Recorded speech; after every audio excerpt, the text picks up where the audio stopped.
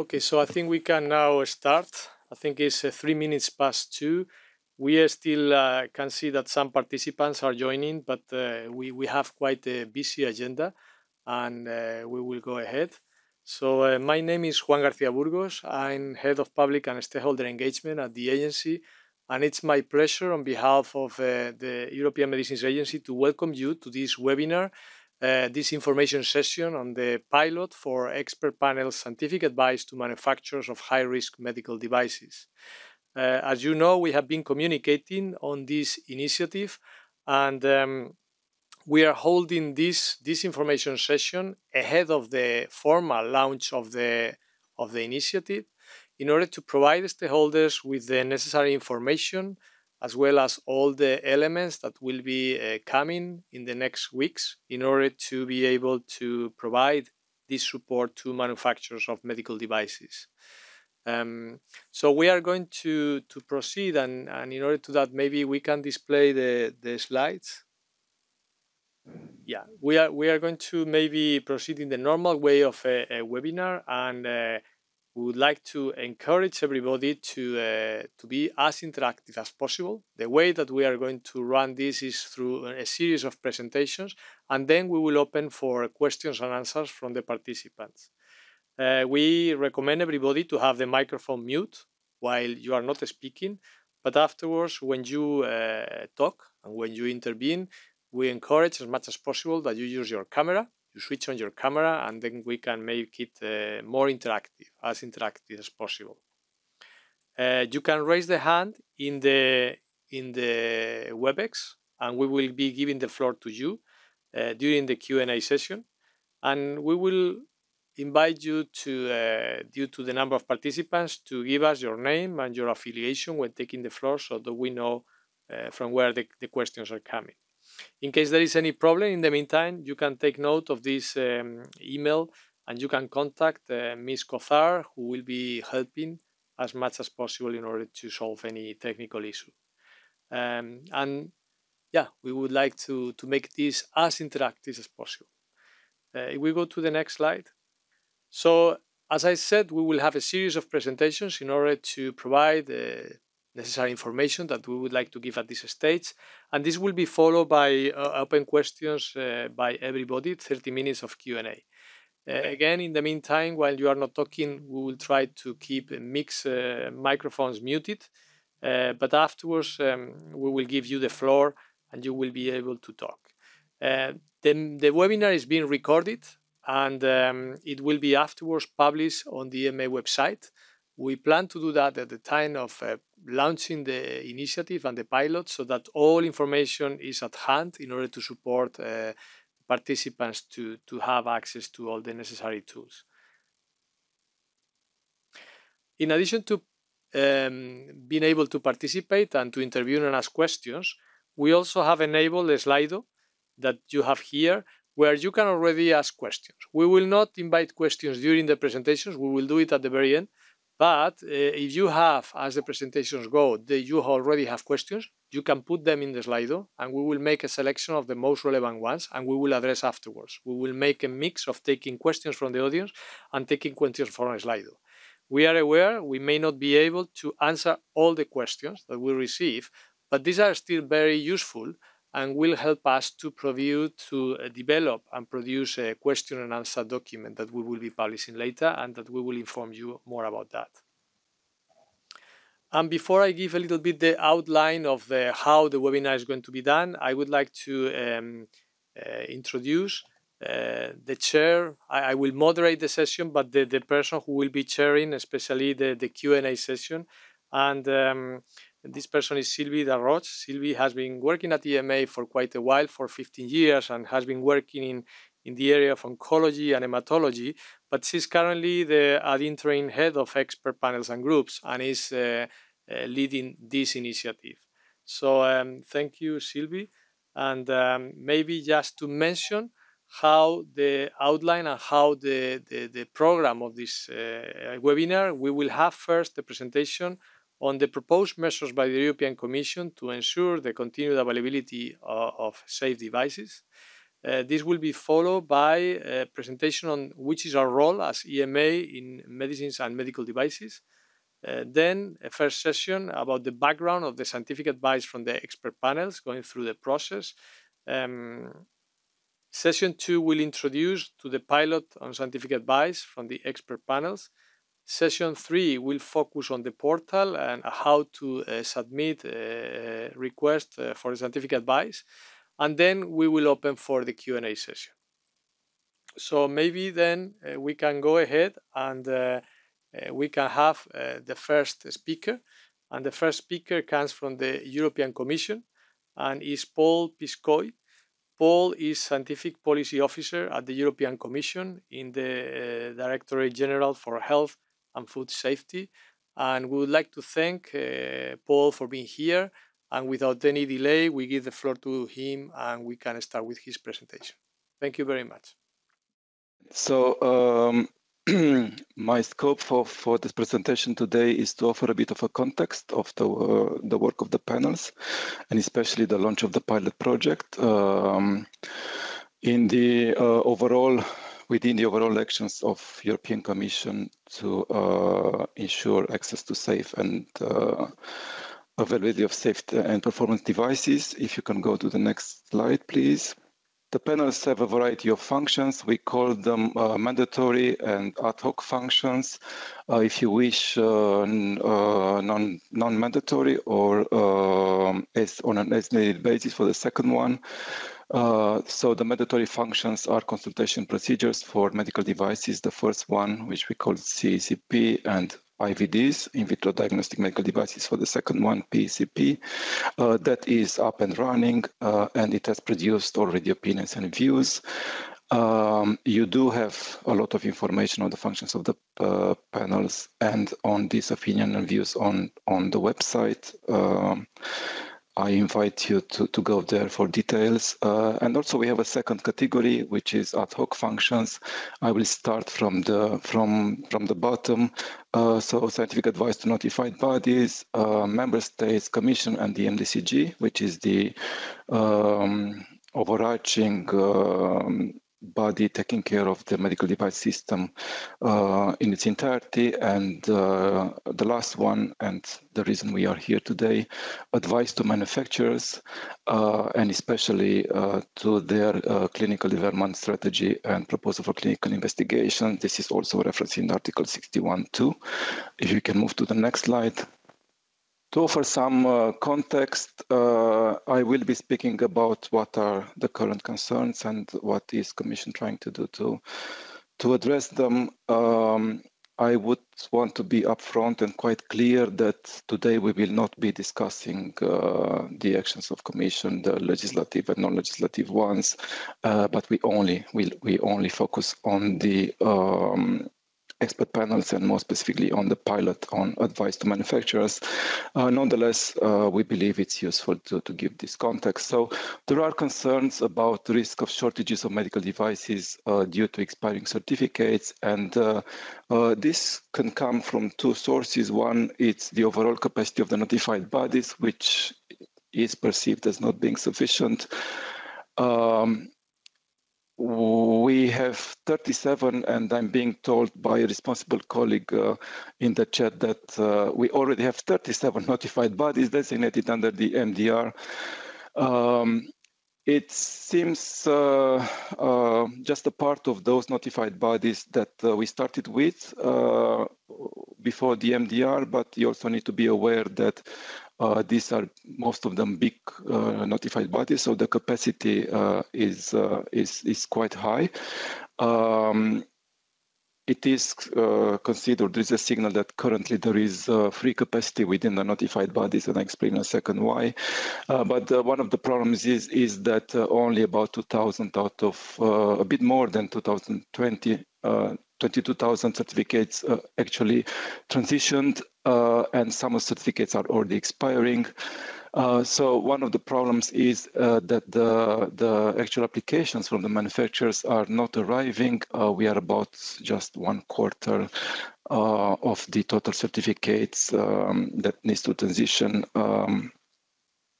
And that is a bit worrisome.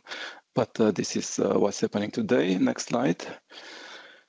So when addressing these concerns, there are some guiding principles, which is the patient should have access to a wide range of safe devices. The regulators are aiming at a full application of MDR. There are measures identified under the current legislative framework to accelerate the transition, but nonetheless, there is a need to give more time to the manufacturers who aim to transition to MDR. And also, there is a need not to waste safe devices which are found in the supply chain by the threshold dates when the transition would need to finish. Next slide. So the first measure probably, and you are all aware of it, legislative action in the first week of this month. So not so long ago, Commission proposed tabled a proposal aiming to extend the transition period, which are staggered, means apply differently to different risk classes of devices, and conditional, to extend the validity of the certificates and the directives, but only if certain conditions are met, to keep the application of certain MDR requirements which are already applying to those certificates which are under transition, which are still valid. There is a derogation, make it a bit easier for class 3 implantable custom-made devices. And I just mentioned devices which are in the, let's say, distribution chain should continue to be made available as long as they are within their due date, as it is considered as no good reason to simply throw them away. Next slide. There are also some non-legislative actions. In the first category, they are linked to financial support, which is delivered under the EU4Health program. These measures are market survey to monitor the implementation process, grants to notified bodies, and facilitated action for SMEs to notified bodies, and increase preparedness of manufacturers. We have a joint action on market surveillance led by France. We are looking at a support program for orphan devices, especially those which are to be used in children for pediatric use. We support the coordination of the Notified Body Coordination Group, and we also have a study on innovation and governance. Next slide, please. Some other measures, MDCG issued a paper. You have the reference there, and you can find it on our website on actions under the current framework to ensure the capacity and availability of medical devices. Also, uniform application of derogations from certification. Also, we plan to designate or to try to designate the notified bodies faster. There is an ongoing task force under the MCG for orphan devices. There is also targeted support from SMEs through the Enterprise Europe network. The pilot that we'll be discussing today, and also there is support from the budget of DGRTD, so research budget for generation, methodology for generation of clinical data and clinical evidence. There is an ongoing project and a new call that will be launched at the end of next year. Next slide, please. Now, the action of today, Commission also in close cooperation with EMA, who's delivering the secretariat of the expert panels, would want to open a pilot project on delivering advice, scientific advice to industry. This advice in the future will be covered by fees, but for the moment of this project, it is supported by the EU budget. And then this is the end of my presentation, and my colleagues will actually give you details of the program of the pilot itself. Thank you very much.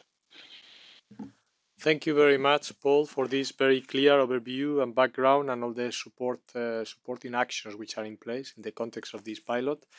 I will now immediately, we will not take, as we said, questions at this stage, but we'll give now the floor to Sylvie Darroche, who will introduce to the role of EMA in medicines and medical devices, and also in the context of this initiative. Thank you, Sylvie. Thank you very much, Juan, and good afternoon to all the participants online. And I'm here to give you a background, and I'm happy to introduce to you this new initiative from the expert panels. But first, I'd like to give you some context behind this initiative and the experience of EMA in medicines and medical devices. So the EMA is a regulatory agency of the European Union that is responsible for the scientific evaluation, the supervision, and the safety monitoring of medicines in the EU. It does that through its committees to provide an independent scientific opinions and recommendations on the medicines that are approved.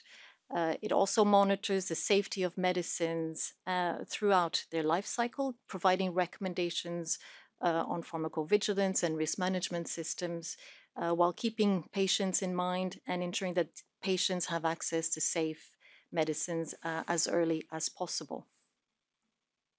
The EMA also supports a regulatory network of a pool of experts across the EU, the different member states, which brings together really the best and available expertise that we have in the EU.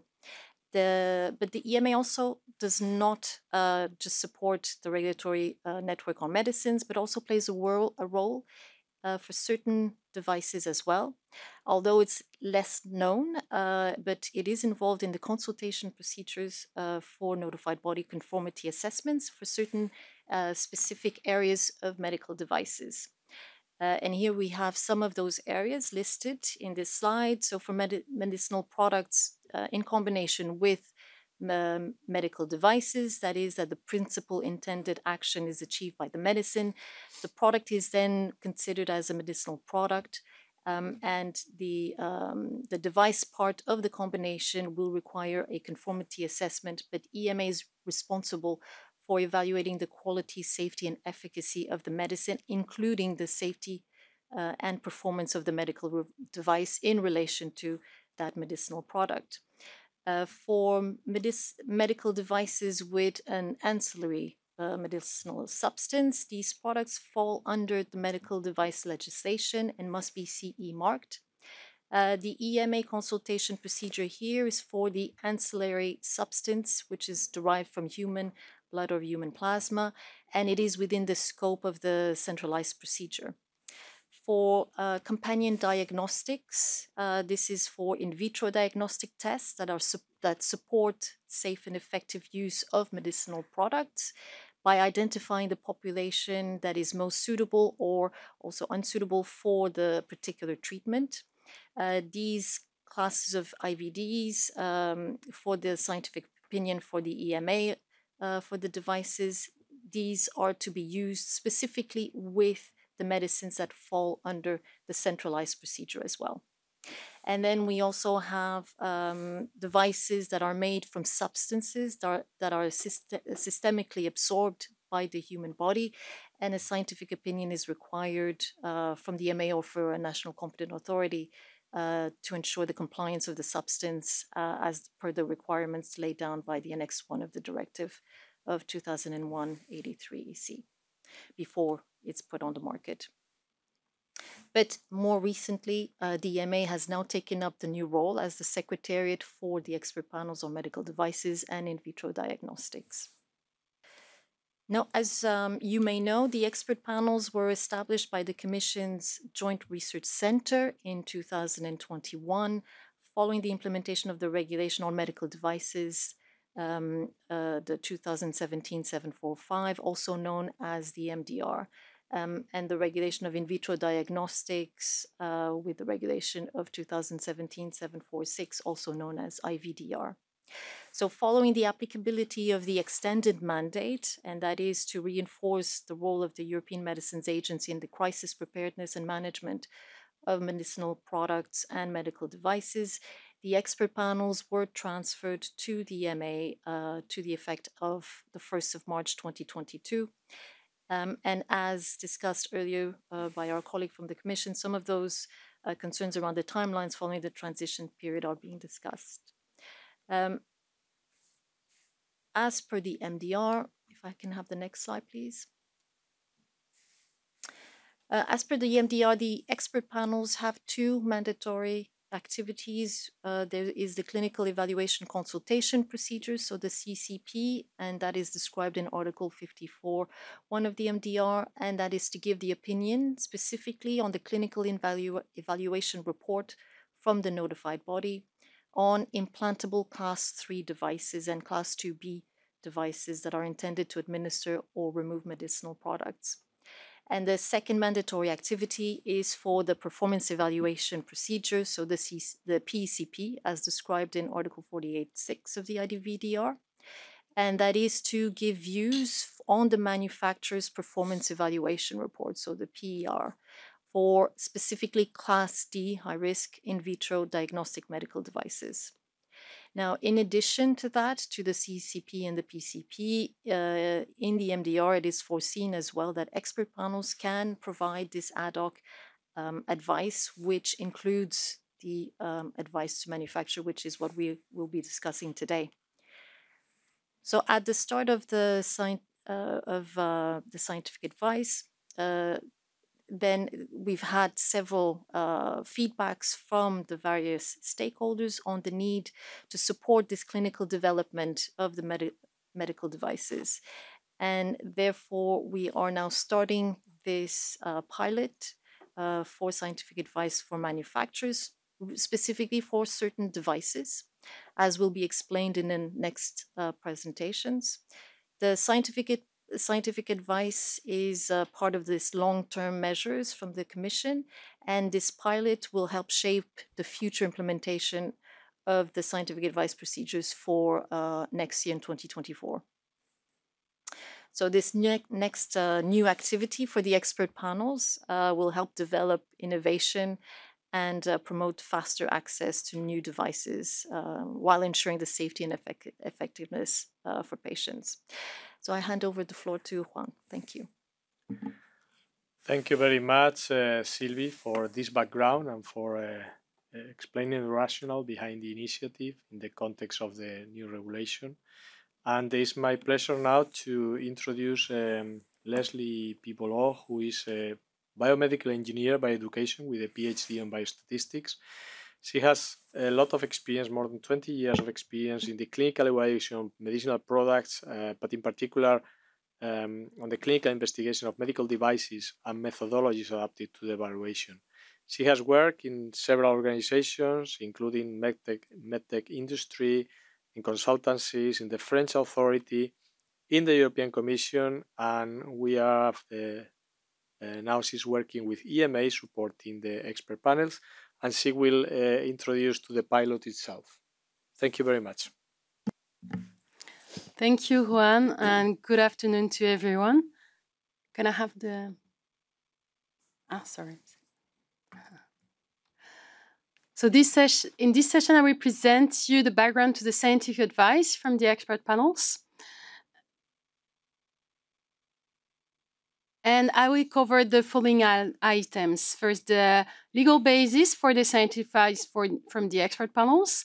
Then I will present you the format of the pilot on scientific advice. We will also look at the timelines and finally how the pilot will be evaluated. So the legal basis for the scientific advice is provided in Article 61(2) of the Medical Device Regulations, and it reads that for all Class 3 devices and for the Class 2B active devices intended to administer and or remove medicinal products, the manufacturer may, prior to its clinical evaluation and or investigation, consult an expert panel with the aim of reviewing the manufacturer's intended clinical development strategy and proposals for clinical investigation. The manufacturer shall give due consideration to the views expressed by the expert panel. Such consideration shall be documented in the clinical evaluation report.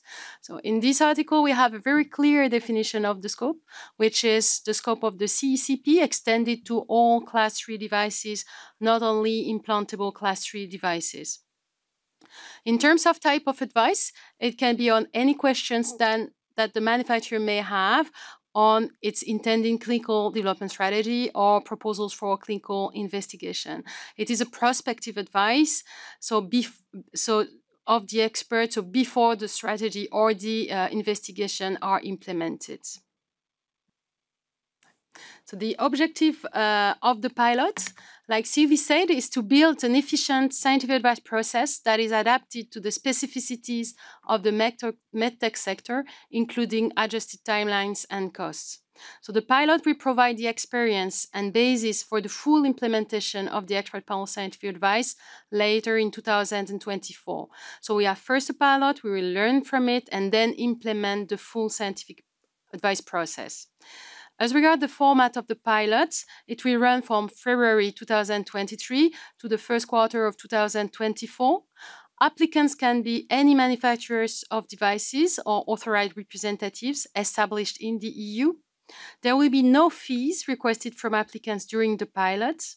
And as for the number of procedures, the pilot will be limited to 10 scientific advice based on application received in 2023.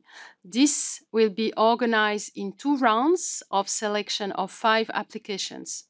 So the reason for this rather limited number is that first, it is a pilot meant to build a process, and also that we need to ensure the availability of the experts for the CECP applications that are mandatory procedures. Okay. So because the number of scientific advice during the pilot will be limited, the expert panels will have to select applications in case the number of requests is greater than 10.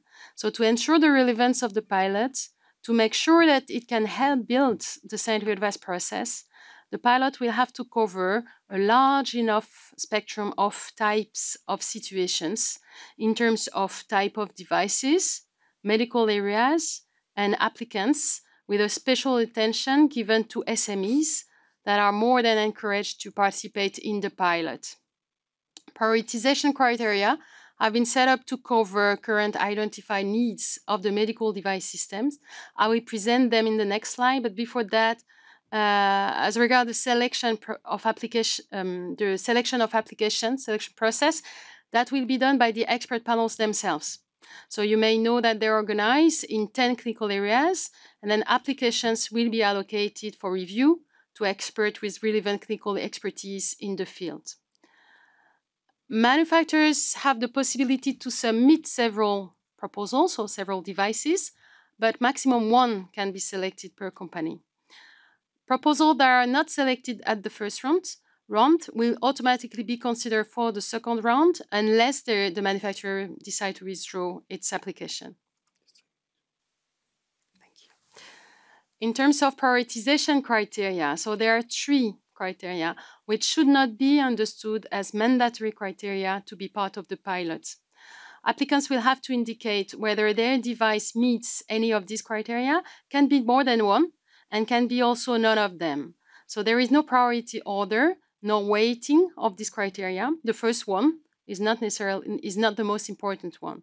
So this criteria targets devices intended to benefit a relatively small group of patients in the treatment or diagnosis of a disease or condition, so orphan devices and devices for pediatric use in particular.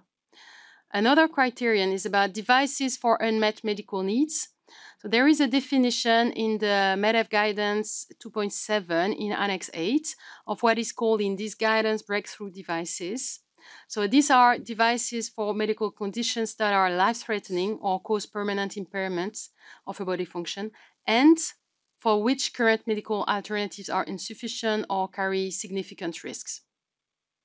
The other criterion is about novel devices that have a possible major clinical or health impact.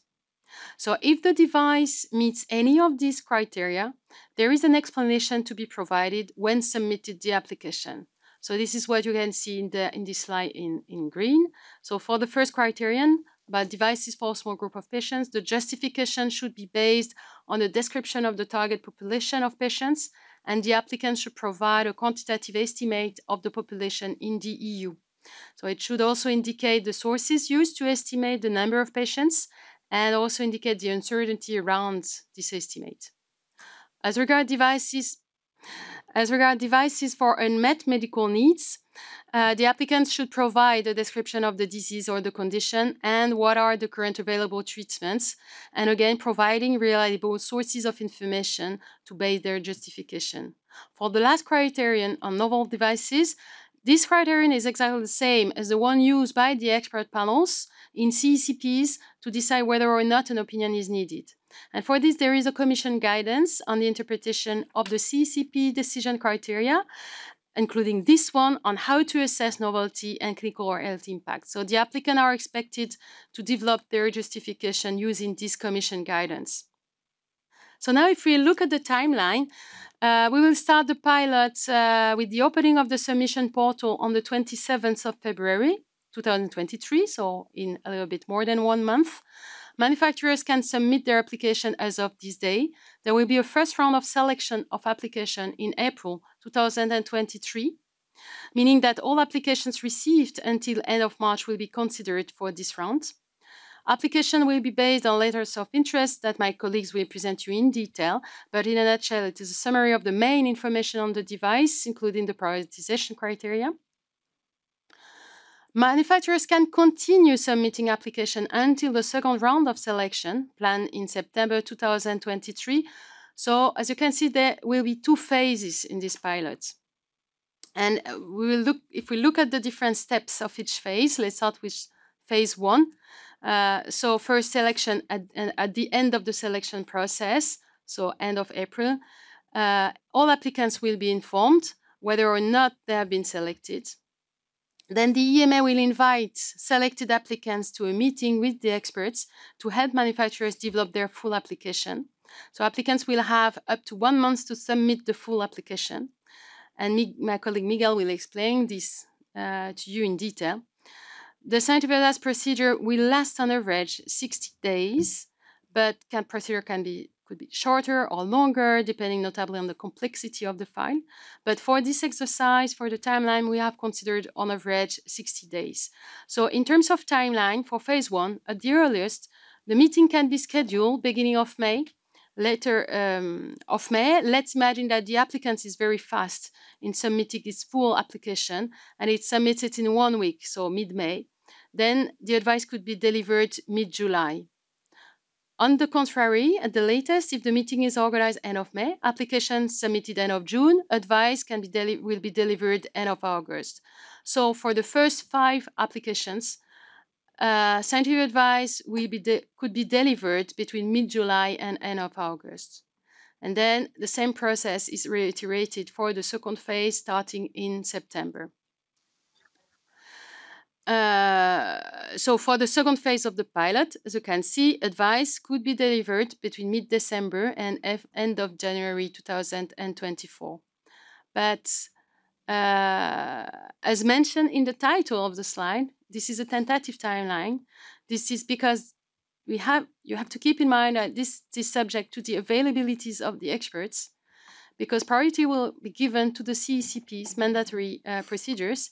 And in addition, some files may require more than 60 days, but that will be communicated with the applicants. And then beginning of 2024, there will be a review of the pilots. Next slide. So in principle, the pilot phase will end at in the first quarter of 2024. The pilot will be assessed for several outcomes. So satisfaction with the process. So there will be questionnaire to the applicants and participating experts. Duration of the process, the time needed for the different steps, whether the different steps are adequate or should be modified. The application form, in case any changes will be needed in the information to be provided. The workload for the experts, as well as internal workload, and that will be used to assess the actual cost of the advice. This will be used by the Commission to develop an implementing act on fees for the expert panels, since the future scientific advice to manufacturers will be fee-based. Then the EMA plans to organize a meeting with stakeholders to discuss potential changes to be implemented and to finalize the design of the scientific advice process. And also we plan to have a survey of manufacturers end of 2023 to estimate their needs in terms of scientific advice, so that to plan enough resources in the expert panels. So that was my last slide. Thank you very much for your attention, and I hand over to Juan. Thank you very much, Leslie, for introducing us now in the initiative itself and giving details about the objective and how the criteria and timelines. And we now follow up and will give a presentation more on the process. And we have the pleasure to have Miguel Antunes with us. Miguel is a pharmacist by education with a MPH in clinical epidemiology. He has more than 20 years of experience working in the Portuguese authority, working on medicines and medical device regulations in different capacities. And he has been also working in notified body, Portuguese notified body, for 8 years. He started working at the agency supporting the scientific advice office and also involved in medical devices, and now is fully supporting the expert panels and the group's office for this, and is well placed to really follow up and give us some insights on the process itself. Thank you, Miguel. Thank you very much, Juan. And good afternoon to all the participants, and thank you for your interest on this very important topic to us. So I will present you a little bit on the process itself. So I'll guide you through the nature of the process, how its high level is structured, the content of the application that you will need to submit for the process, and a brief timeline overview so that you get more or less of a glimpse of what's planned for the process itself. So as for the nature of the process, the scientific advice is, as my colleague Leslie already mentioned, it's focused on the clinical development strategy that it's foreseen for the development of a medical device, or specifically based on a clinical investigation, a study that the applicant is planning, and it could ask for its guidance from the expert panels. This advice is based on what it's considered to be the most adequate scientific solution at the time it's given. So, but because scientific advice is prospective in nature, it's possible that for a development that takes a lot of time, that other things might come into play and that might be reconsidered, and even that the advice needs to be revisited. However, unlike with medicines, as we know, for medical devices, the development cycle is a little bit shorter, so that works in benefits for this, matching the advice and the development per se. It's important to say that the expert panels do not perform any type of pre-assessment of the data or of any study results. So it will be focused on the strategy or the design that it's planned for the study. And also, I would like to highlight that in Article 61.2, it is mentioned that the advice cannot be used as to claim any aspects regarding any future conformity assessment procedure. However, because it's based on the best scientific solutions that were conceived at the time, it's expected that that will still stand and make sense for the conformity assessment procedure that it's coming. So, as my colleague Leslie already explained, there is a selection phase, and only the projects that are selected will need to develop a full application for the scientific advice procedure. Each of those scientific advice we call full applications will be reviewed and assessed by a dedicated group of clinical experts in that field. During this pilot phase, we will always have a pre-submission meeting between the experts and the applicant. This will take place more or less 30 days before the immediate start of the procedure, and the goals are to ensure that the applicant has the most benefit taken from this scientific advice. So a lot of guidance is given on how to best present the requests and the questions on the information that needs to be provided. So that's a really very important meeting that we have planned before the submission itself. The procedure itself, when it starts, it will take on average 60 days. But because this is a pilot phase, we will try to measure whether we some procedures could end a little bit earlier, and some, with the agreement of the applicant, could take a little bit longer because they are more challenging or they involve further development. So it will be a bit of an iterative process that we will develop with the applicants so that we can really see what fits best to each development. Before the final advice is delivered, there will always be a discussion meeting with the applicant, so that there are some clarifications that might still take place before the final advice is delivered. And once it's finalized, it's delivered to the applicant, and that's the end of the procedure. Thank you. So this is so that you can see how the expert panel's areas of expertise are organized, and we would very much appreciate that we could cover all as much as possible of these clinical areas during the pilot phase. All of them are represented, as you can see, except for the in vitro diagnostic panel, which, due to the nature of the Article 61.2, it's not foreseen during this type of advice. So because this is a pilot phase, we felt it was very important and that was also the information we got from the different stakeholders, that it was important to have different moments of interactions with the applicants. So that's why there is always this pre-submission meeting where the Secretariat and the expert groups try to help as much as possible the applicant to ensure that the questions that they are asking are the most adequate ones, and also that the information that it's being provided, it's enough to understand what the applicant position is. It is also important to say that once the submission is final and submitted, no further documents can be put there, because otherwise it would just prolong unjustifiably the procedure itself. So we want to make sure that once it's started, all the documents and information that it's relevant for the scientific advice, it's already there.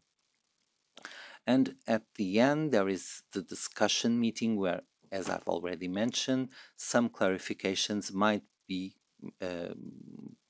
asked for from the applicants. We will in advance let the applicant know what the questions are, of course, but we also expect that the applicant will be able to discuss and to clarify the different aspects that are presented for the procedure. Next slide, please. In terms of the application structure, it's divided into two parts. The first part, my colleague Michael will present in detail in the next session. As for the second part, which are the applications that we have selected for the scientific advice development, those will be taken in a very freely format, which is a question and answer based format, where the applicant presents the questions that he wants to get the answers from in terms of clinical development or specific proposals on the study that he wants to conduct. So he identifies the questions and he already provides what he thinks it's the best possible solutions for the questions he is asking. So the advice of the expert panels will be based on those solutions that are already provided. This allows the process to be more interactive and more fit to purpose because it's constructed with the applicants and the expert panel's knowledge. After the question, so the questions should be very clear and to the point and detailed enough so that they could provide enough information to the experts to really understand what's being presented, and also the applicant's position needs to be detailed enough, but to allow what's the rationale from the applicant to propose such a position. any additional information that it's not directly related to the applicant's position or might add some further details, but might make it too long to be clearly assessed, could be presented also as backup information in an annex of the procedure. Next slide, please. So this is still in a draft mode, but so that you could see already how the format will look like. So it's quite free. It's question and applicant's position, and then the comment or the answer to the question that the expert panels have will be provided within the same template in the following section. During this pilot phase, the advice delivered to the applicant will not be published, and that's important, so that you know that at this point we really want to pilot the process and understand how much information can be taken and how it should be driven. So at this point, it will not be published. However, we expected, as also mentioned in the regulation, that the applicant will include it in its clinical evaluation report, so that there is a link on the future follow-up from the notified body, and so that it can really feel what has been discussed and how the applicant decided to adopt those solutions proposed. So this is just to give you a small overview of what we've been saying so far. So the process starts with a pre-submission meeting that takes roughly is taken roughly 30 days before the start of the procedure, so that we streamline the questions and the application itself. Then the full application is submitted. As I've mentioned, the applicant is not expected to add any documents after this. Before the delivery of the device, a discussion meeting with the applicant is booked, so that any clarification might be taken if needed. And then roughly more or less after the 60 days, the start of the procedure, the final advice is delivered. As I've mentioned, and because this is a pilot phase, the submission timeline might vary slightly depending on experts' availability and the nature of the request. So thank you so much. And back to you, Juan. Thank you very much, Miguel, for this clear overview and giving us more details about how the process will work and operate. And we now go to the last of the presentations, where we will learn now more about the portal, the submission portal. And to present that, we have with us Michael Bold, who is working on the expert panel and groups office. He is a biomedical scientist and by training, and he has experience in the development of novel medical devices and in vitro diagnostics. And before joining the agency, he has been working and holding several positions within the pharmaceutical and the medtech industry. And he is now focusing very much working on this portal, and will give us a good account of how it will operate. Thank you, Michael. Thank you and welcome. Well, as said, I will give you a short overview of how the portal is working. It will be very rough on the slides, and then I will actually go into the live system so that you see how you would operate the portal in real life. Basically, we do have one requirement for you to submit your application. That is that you create an EMA account. That is quite easily done on the EMA's homepage under the account management tab. You only need to submit very roughly your personal information, first name, last name, email address, and a password. And as optional, your mobile phone number. This enables us to determine who has submitted the request accordingly. Once this is done, your request for an EMA account is coming to us, so you get access to the system so that you can submit your application. What information do we require when you submit your application? Well, as I already said, the personal information about the user is already present within the account management, so no need to add anything there. However, we do not have any details about the company that you work for yet, so we will require you to enter the name, the address, and the general contact details of the company of the applicant, and to indicate if you do have an SME status according to the definition that can be found on the European Commission's web page, which is also linked to the application form accordingly. Apart from that, we of course want and need some information on the device you want to submit, namely, next slide please. Namely, we need the name, of course, or even if it's a professional name or if it's a project name, we need the risk class and the justification why this risk class was chosen, and also what classification rule would apply. The EMDN code, so that we can filter accordingly and to have it a little bit for analysis reasons, up to level 3, so up to device type, the clinical area that your device would fall in, and a description of the device as well as a development history. And lastly, next slide. And lastly, the information about the prioritization criteria, which already have been mentioned by both my colleagues, Leslie and Miguel, on the fact if your device is intended to benefit a relatively small group of patients, or if the device is for an unmet medical need, or if the device is novel with a possible major clinical and health impact. To make the whole thing a little bit more practical and to get a little bit to know the touch and feel, I will now really quickly demo the system. As I'm aware of time, I will try to go over the major features that you need to take into considerations. So, basically, your starting point is our public webpage, ema.europa.eu.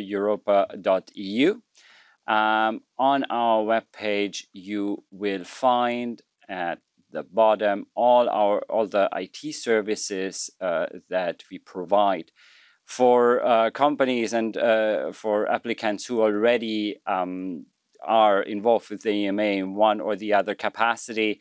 It is quite familiar to them that they need an EMA account, for example, to submit something in terms of medicine. So for those who have never had any interaction with the agency, the first step is to create an account here under EMA account management. You will find a create EMA account here, where you have to fill in the required information as I have described before.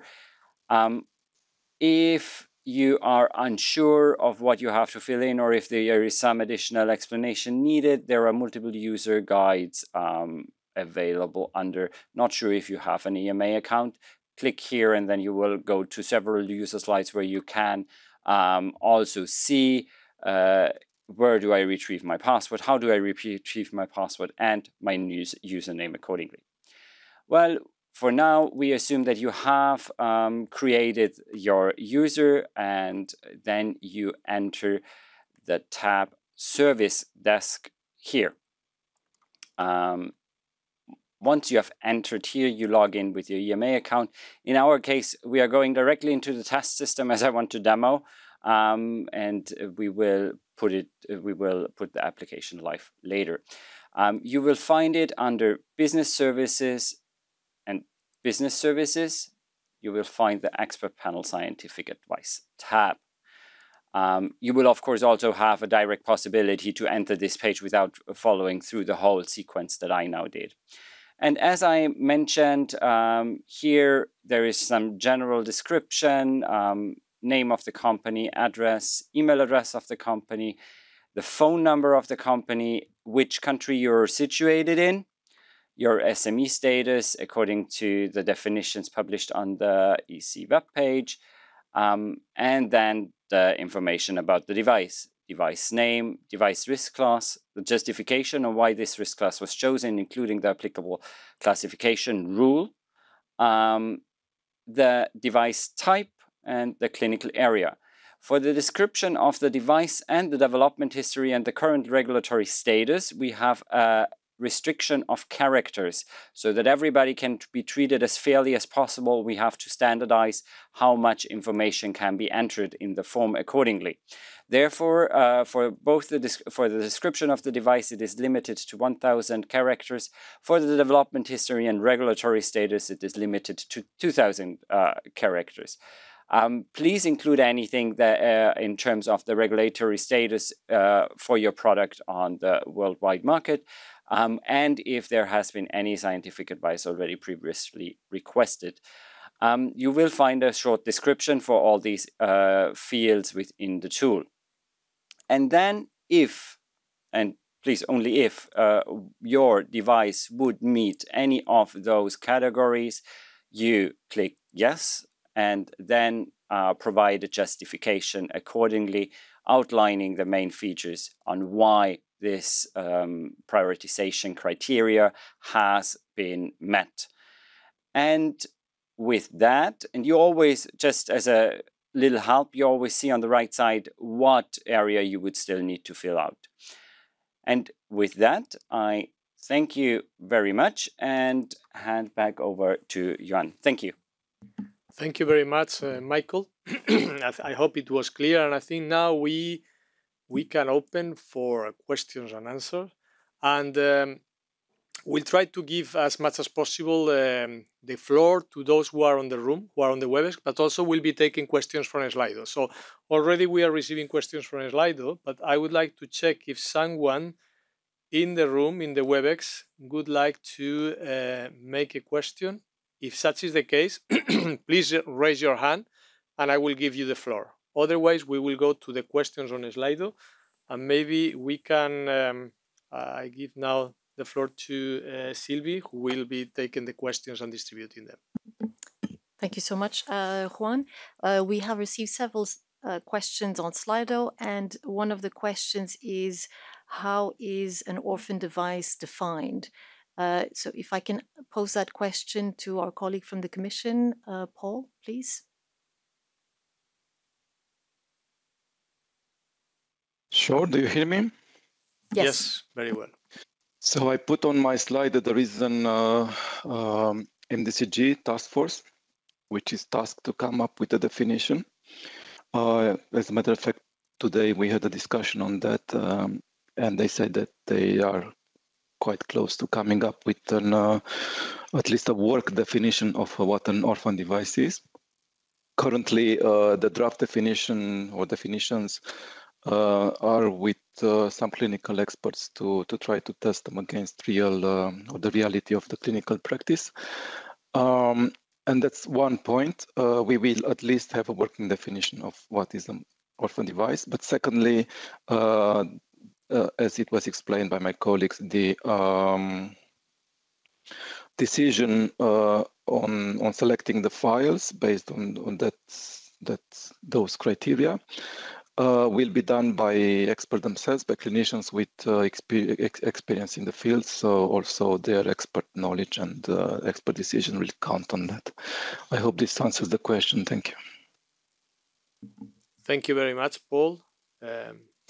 We give the floor now to Alan Fraser from the Biomed Alliance. Hello, Alan. Yes, good afternoon. I hope you can hear me. And thank you for this opportunity and for the presentation.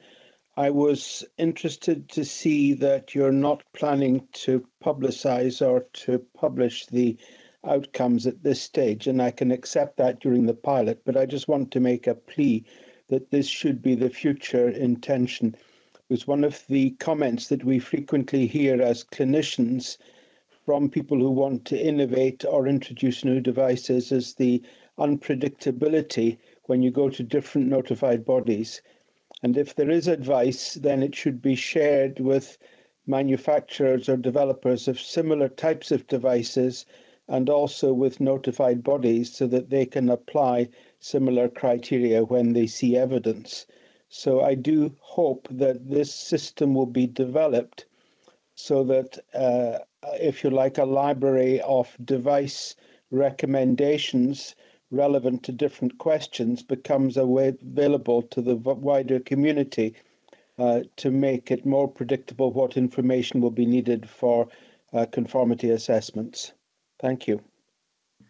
Thank you, Alan. Maybe Leslie can take this one. Thank you, Alan, for this question. Thank you, Juan. Actually, we share your concern, Alan, and in the regulation, it said that any advice from the expert panel should be published on the Commission website. So currently, we are looking at reflecting on what formats, how will it be published, so that to respect the confidentiality aspects and to discourage manufacturers to innovate in the to ask for scientific advice in the expert panels. So, but actually, we totally agree that we have to find something so that there is this kind of a summary, maybe, of the advice that can be used by other manufacturers, but without revealing any confidential information regarding the manufacturers and its development. But it is very preliminary reflection. So, but for sure, something will be published. Thank you very much. I hope it addressed the issue, and maybe we can now take another question from the Slido.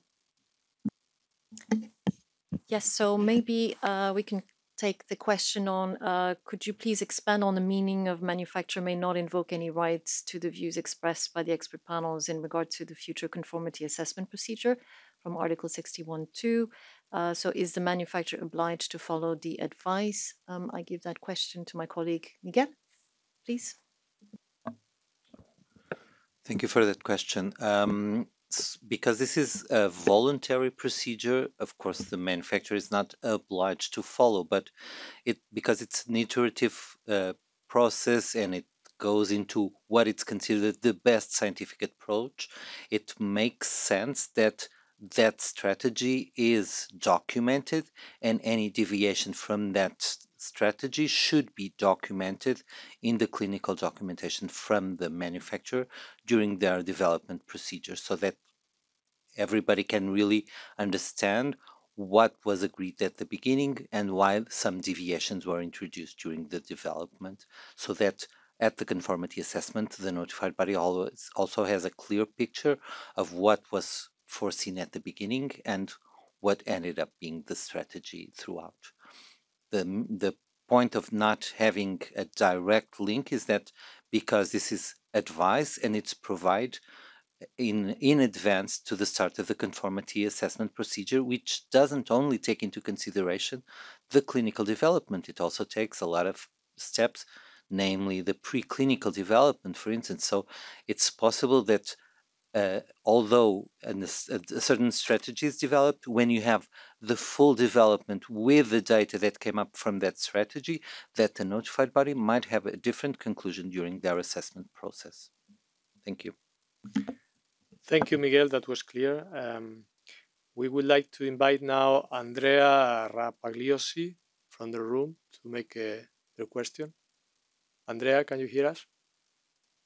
I can hear you. Can you hear me? Yes, very well. Yeah, excellent, excellent. First, really congratulations for the excellent session. I'm really impressed about the clarity and the work you carried out. My question was related to, is there any consideration of potential joint scientific advice, notified bodies and expert panel, based on the fact that in the recommendation of the Medical Device Coordination Group end of August, you inserted the opportunity of an early dialogue with the notified bodies. So in order to give coherence of the different advices, let's call in this way, is there any plan, at least one of the 10 pilots, to test the hypothesis of a joint scientific advice? Thank you. Miguel? It's difficult to, thank you for the question. It's difficult to foresee what will the developments be because they need to be selected by the expert panels. But it's because it's a pilot, we have some flexibility to do it differently and with agreement of the applicant to do different approaches within the time frame that it's always limited that we have for the pilot phase. So it depends a little bit on what the processes are that will take and how they will take place. So I would say it's an open question depending on the projects that we get. Thank you. Thank you. I can see that Paul from the European Commission has raised a hand and perhaps would like to complement.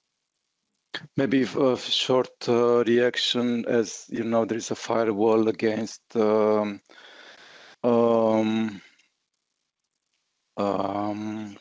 consultancy, if I may call it like that, from the notified body who is tasked with regulatory decision direct towards the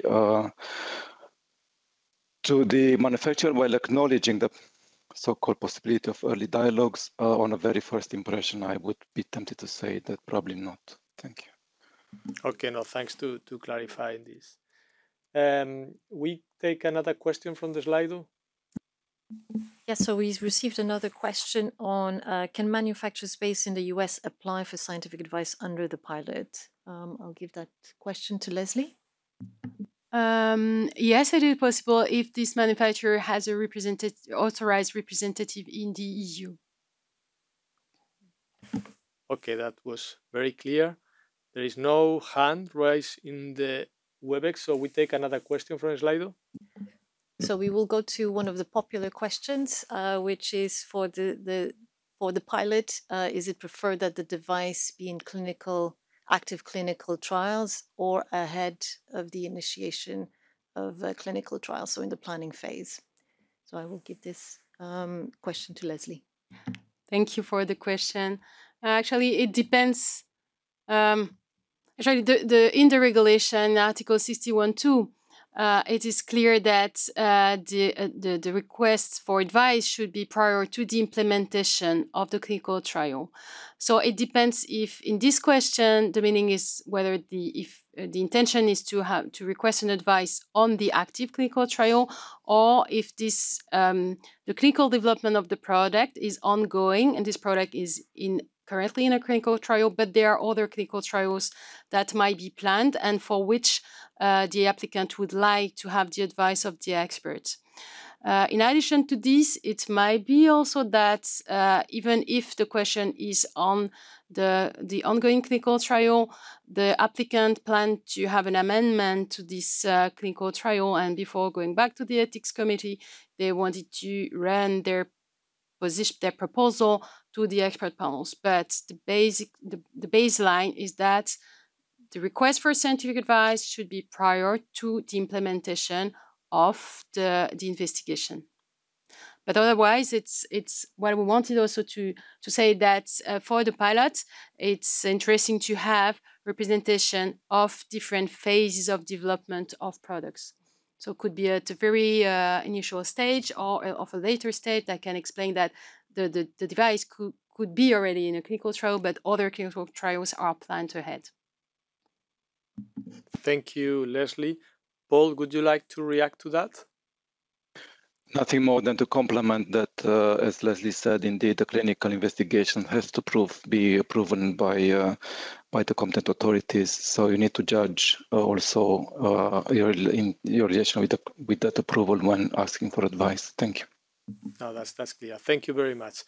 I would like to invite now to Tom Melvin to speak. Hello, Tom. Hello, everyone, and thank you for the presentation. I guess my question is about, do you have any plans for how you might formulate the advice that you give to the sponsors or the companies? I'm struck when I read through the clinical evaluation consultation procedure opinions that often the experts that we have are describing, sufficient or not sufficient, or sometimes they use different language.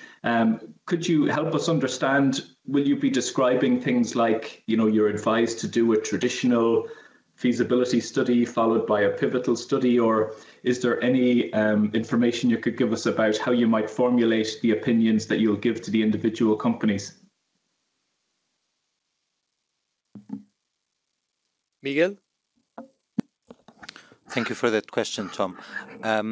Because this is very much based on question and answer, so it will be very much focused on what the applicant presents. So it will be built on whatever it's presented.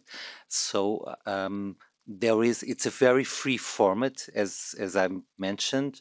And it depends a lot on how it's built also from the applicant, and it does take a lot of effort from the applicant to build a good, I would say, a good case, so that the expert panels can then build on that and reach a common agreement that it's also, because it's advice to a specific development, so it needs to be understood and clear for that specific applicant.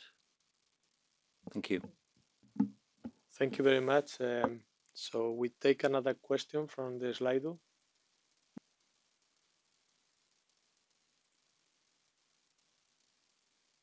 Yes, so one of the questions is, will the pre-submission meeting be face-to-face or virtual?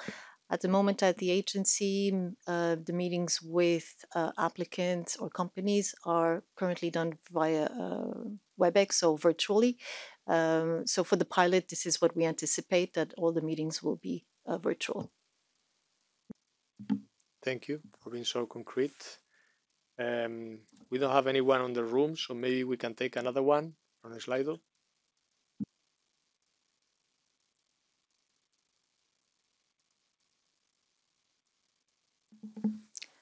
Yes, so maybe the first question, what are your expectations for the number of possible procedures after the pilot stage? Can I ask the participants to please mute? Thank you. In terms of expectations on the number of possible procedures, after the pilot, obviously this is, as we have presented here today, it is going to be a balance between the mandatory scope, which is the CCP and PCP, and the ad hoc activities of the expert panels. We would need to look at the capacity of the expert panels, depending on the number of procedures that we receive in the next year. But we would be very much interested in knowing from the manufacturers what the needs are in order to be able to prepare for the full launch in 2024. So we will be doing some surveys to understand the industry and the needs of the industry in terms of scientific advice specifically.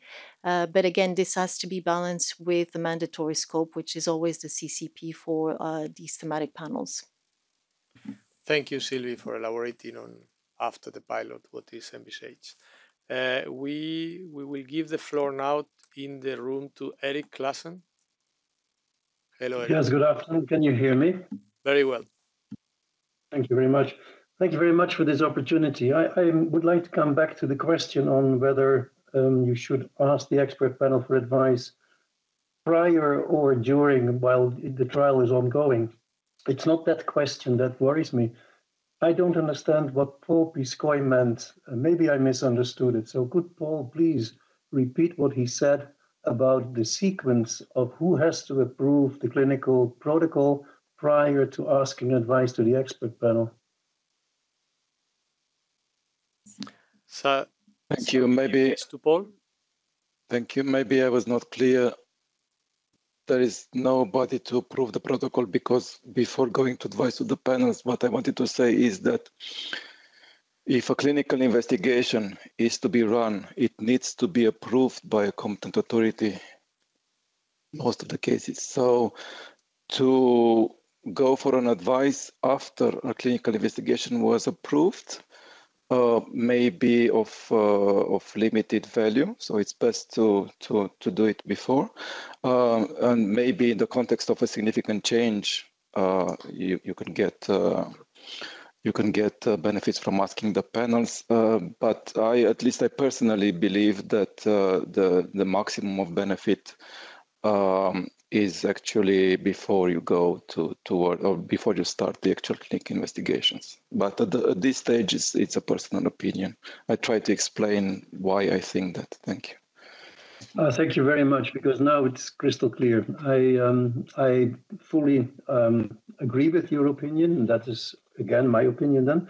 And thank you very much for clarifying this, because I initially completely misunderstood the sequence, and I fully agree that the sequence would be best if you first ask the expert panel, then you finalize your protocol, and then you get the competent authority approval. But I mixed it up in your first comment, so thank you very much for the clarification. My fault, apologies, thank you. No, thanks a lot, and thanks, Eric, to us so that we can clarify. We take the next question from Slido. Yes, so the next question on the screen here, since you are describing the pilot project for the ad hoc activities of the expert panels, is it safe to assume that so far no ad hoc consultation procedures has taken place? I will give that question to my colleague Miguel, please. Thank you for the question. If you are referring to ad hoc advice to manufacturers, yes, it's true. We are starting that activity now. But in fact, the expert panels already provided, as part of this ad hoc activity, one advice to the MDCG that was required for the IVD panel. Thank you. Thank you very much. We give the floor now to Sandra Thiolier. Hello, my question is, how long after the pilot phase do you anticipate to have the program officially opened? Thank you. Miguel or Leslie?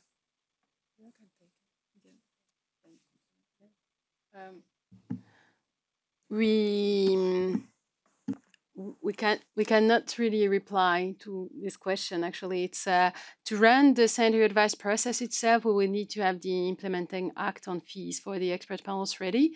So the plan, but it will be for Paul to comment. The plan would be to have it maybe mid-2024. So we will evaluate the pilots as we presented. We finalize the process, and then we'll take a decision from there. But Paul maybe would like to comment on this. Thank you. Thank you, Paul. Maybe one important element there is that this activity is by legislation, or maybe by legislation, supported by fees. And in order to be able to levy fees, we need to take 2 preliminary legislative steps. And this also will influence the timing of full opening. So depending on mandatory tasks and depending on when we actually can levy fees, and of course, possible availability from the EU budget, we don't have an actually precise date of the moment. Thank you. Thank you. And indeed, in any case, I think we will keep everybody up to date as the pilot evolves, and we'll clarify more in due time. We have an additional question from Slido. Yeah, so we have a couple of questions. This one, which is on the screen, you spoke about SME. How are they chosen? So I will give that the floor to my colleague Leslie. Thank you, Sylvie. The experts, when reviewing the applications and making the selection, if it is needed, we'll make sure that SMEs are represented in the pilots. But for, like Michael explained to you, at this stage for the pilot phase, we'll ask the applicants whether they qualify themselves, they consider themselves as SMEs, without asking them for additional information. And we provide the link to the European Commission definition of SMEs. So you'll have made up of enterprises which employ fewer than 250 persons, etc. With you have what should be the annual turnover. So we refer to the Commission's definition for this.